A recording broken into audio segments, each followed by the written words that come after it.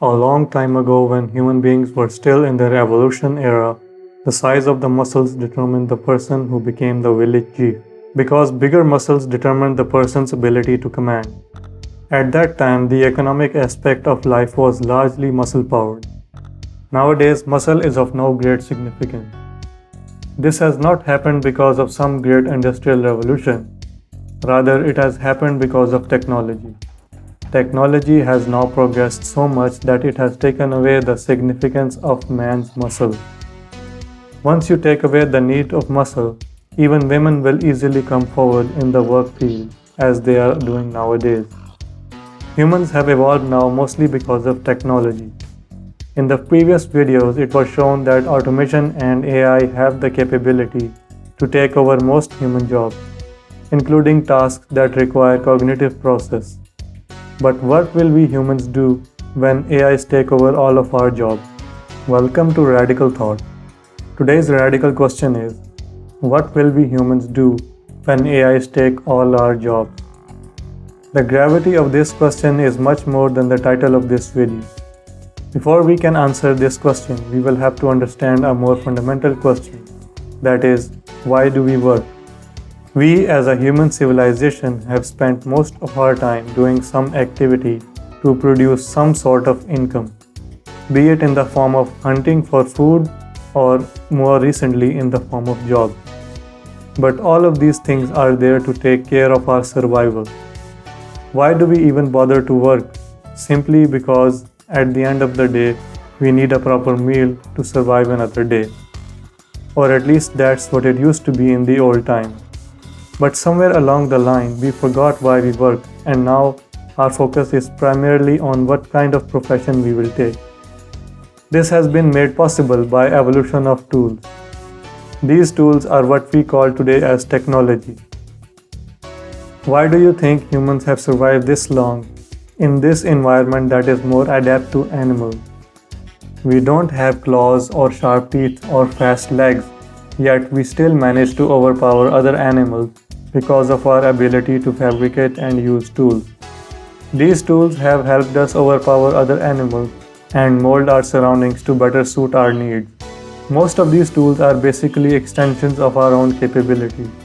All of this has eventually evolved into technology. It should be mentioned here that technology was introduced to aid us in our work, which we do to survive in this world. Now suppose that AI takes care of our survival process, meaning all of our work is now fully automated, and everybody has a very handsome amount of income in the form of a government stipend.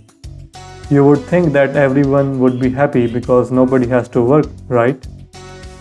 This is where the psychological element steps in. Today, if you do an experiment, if you lock a person inside their favorite home with their favorite things for 24 hours, will they stay happy? No, they will go crazy because they don't know how to manage their mind. What will it do if it has nothing to do? But suppose you give them access to internet, then they will be very happy for quite some time till they finally lose their mind and want to get out. Because internet is a virtual window to the whole universe. It will serve the purpose temporarily, but it is not the permanent solution. But if we learn to manage our thought and emotion, then we can live our lives peacefully without doing anything. We can simply do what sparks our curiosity, what we love best, which is exploration.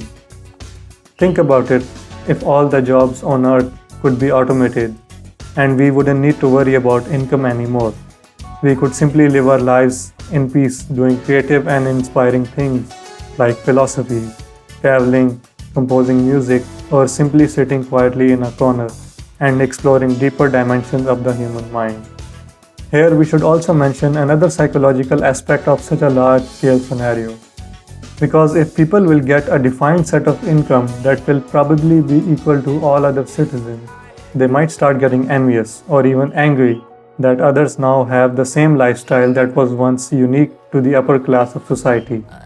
Most humans have been living in this sickness that all they are trying to do is be better than other people.